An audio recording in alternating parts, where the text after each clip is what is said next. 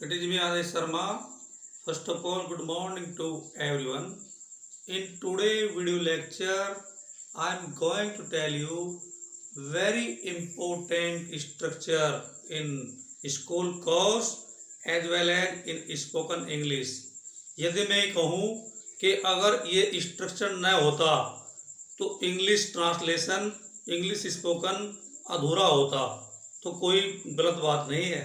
I mean to से आज का जो लेक्चर है very excellent lecture in the matter of school course, in the matter of competitive English and in the matter of spoken English. आपको ध्यान से देखना है, इन सेंटेंस के बिना ना हमारा ट्रांसलेशन कितना अधूरा है। अगर ये सेंटेंस ना होते, क्वेश्चन पूछने में तो 100% इन्हीं का प्रयोग करते हैं हम जब किससे क्वेश्चन पूछते हैं। तो देखते हैं आज ये स्ट्रक्चर कौन कौन से हैं। There, how many, how much, 3 structure पढ़ने हैं आपको। जब, देयर को देखते हैं पहले। जब सेंटेंस में किसी व्यक्ति वस्तु का होना या न होना पाया जाए और सब्जेक्ट एक्शन में है ही नहीं, subject is not in action, subject action में नहीं है, ऐसा लगता है जैसे सेंटेंस में सब्जेक्ट है ही नहीं, तो वहां देयर का प्रयोग होता है। ध्यान से सुनिए। जब किसी वाक्य में किसी व्यक्ति वस्तु का होना न होना पाया जाए और सब्जेक्ट ऐसा लगता है कोई काम नहीं कर रहा, करता, एक्शन में नहीं है सब्जेक्ट, वहां देयर का प्रयोग करते हैं। इसके बाद हाउ मैनी, किसी वस्तु की संख्या के लिए हाउ मैनी का प्रयोग करते हैं। इसके बाद हाउ मच, किसी वस्तु की मात्रा के लिए, क्वांटिटी के लिए हाउ मच का प्रयोग करते हैं। एक स्पेशल नोट देख लेते हैं। हाउ मैनी, हाउ मच वाले वाक्यों में do you have you, there आदि का प्रयोग होता है। डू यू हैव आएगा या हैव यू आएगा या देयर आएगा, वो सेंस के अनुसार आएगा। देयर और जिसमें आएगा वो अलग तरह का सेंटेंस होगा, जिसमें डू यू हैव आएगा या हैव यू आएगा वो अलग तरह का सेंटेंस होगा। डू यू हैव या हैव यू का एक ही मतलब है, लेकिन देयर अलग तरह के सेंटेंस में आएगा। अब आप देख लेते हैं वन बाय वन। पहले देयर के वाक्य देखते हैं, फिर हाउ मेनी के देखते हैं, फिर हाउ मच के देखते हैं, और देखते हैं कितने इंपॉर्टेंट सेंटेंस हैं। पहला सेंटेंस है, दो भाई थे, मतलब 2 भाई थे।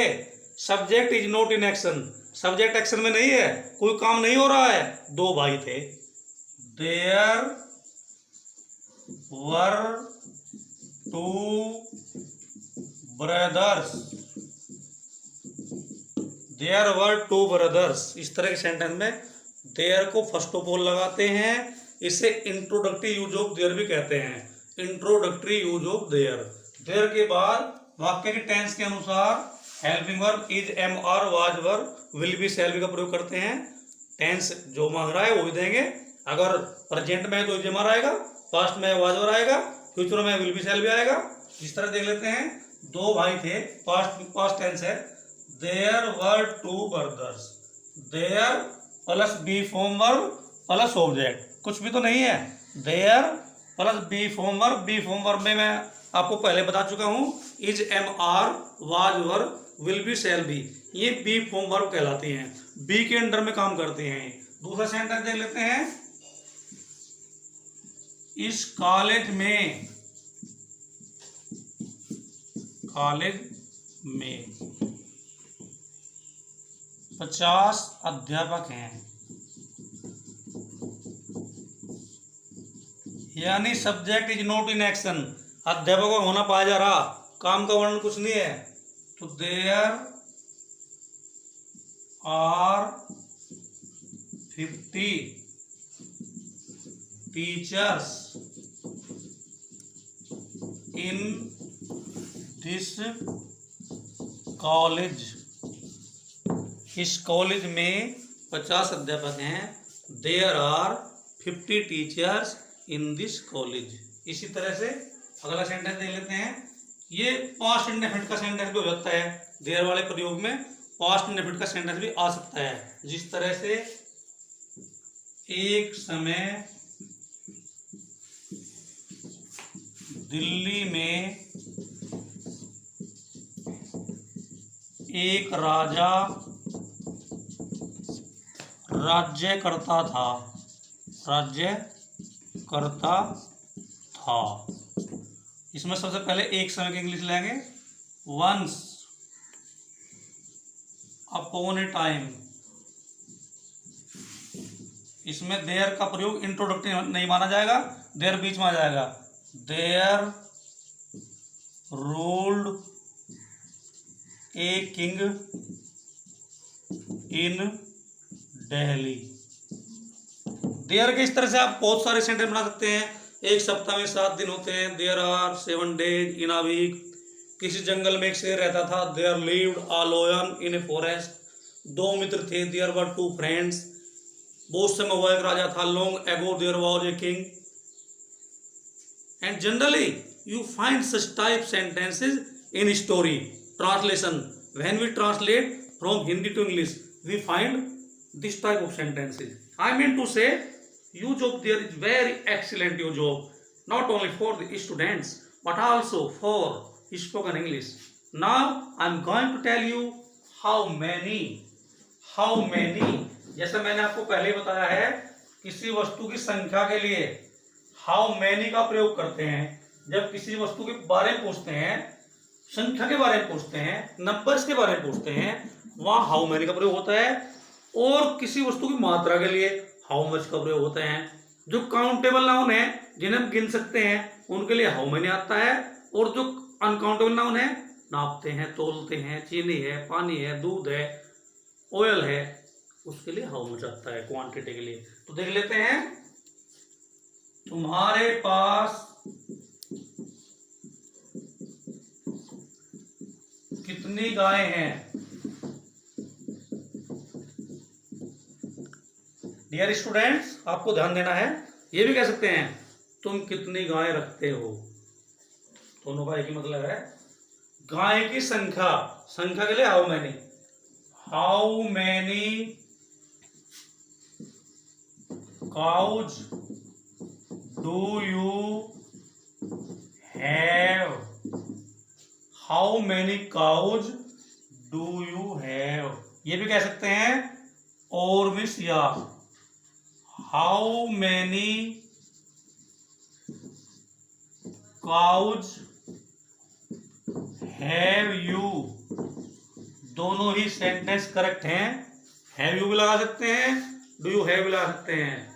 This was the sentence of number, संख्या के लिए। How many, how much. अब देख लेते हैं एक और सेंटेंस। इस कॉलेज में कितने विद्यार्थी हैं? इस कॉलेज में कितने विद्यार्थी हैं? यानी विद्यार्थियों की संख्या पूछ रहा है वो। ये भी इसी तरह से है, लेकिन इसमें देयर का प्रयोग होगा। इसमें डू यू हैव या हैव का प्रयोग नहीं होगा, क्योंकि इसमें किसी वस्तु के रखने के बारे में नहीं पूछ रहा, वो उसकी संख्या बताया गया है।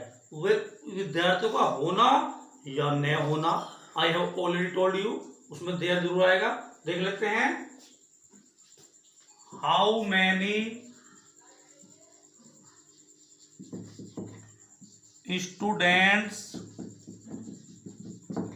Are there in this college. समझने की कोशिश कीजिए। You are to watch this sentence very carefully. इसमें देयर क्यों आया है, इसमें डू यू है या हैव यू क्यों नहीं आया है। इस कॉलेज में कितने विद्यार्थी हैं? How many students are there in this college. क्योंकि क्वेश्चन की सेंस अलग है, पहले वाली सेंस अलग थी, ये सेंस अलग है, तो ऐसे सेंटेंस में देयर का प्रयोग होगा। हाउ मैनी या how much plus noun pronoun. Formula देख लेते हैं। हाउ मैनी या how much plus noun pronoun plus be form I have already told you is am are was verb will be self tense के अनुसार plus there plus complement set sentence जितना भी है। इस तरह से देखते हैं। इसके बाद अब देख लेते हैं क्वांटिटी वाला सेंटेंस, जिसमें हाउ मच आता है। तुम्हें कितना पानी चाहिए? How much water do you need. पानी की मात्रा है। इस बर्तन में कितनी चीनी है? How much sugar is there in this pot, इस बाल्टी में कितना दूध है, how much milk is there in this bucket. तो किसी वस्तु की क्वांटिटी के लिए, मात्रा के लिए कहीं का प्रयोग करेंगे हाउ मच का, और संख्या के लिए क्या का प्रयोग करेंगे हाउ मैनी का। और इस तरह के सेंटेंस में अक्सर क्या आता है, डू यू हैव यू या देयर। वाक्य की सेंस के अनुसार आपको देखना है पहले सेंटेंस किस तरह का है। एक सेंटेंस देख लेते हैं हाउ मच का, इस तरह से, इस बाल्टी में कितना पानी है,